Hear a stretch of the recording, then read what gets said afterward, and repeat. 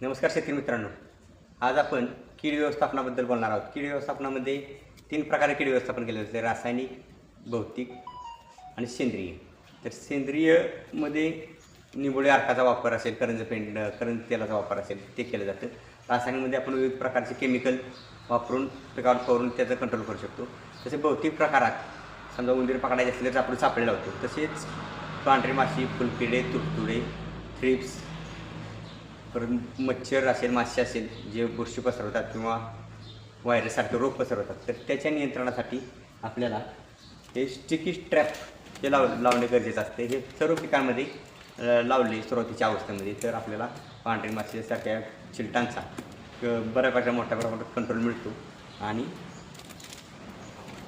केमिकलमुळे जे आपले मित्रकीड मरते ते देखील मेली जातात. त्यानंतर आपण फळमाशीसाठी फेनोमिनल लूर, बॅक्टिलूर यासारख्या लूर वापरून फळमाशीचा नियंत्रण आणू शकतो. त्यासाठी त्याचा वापर आवश्यक आहे.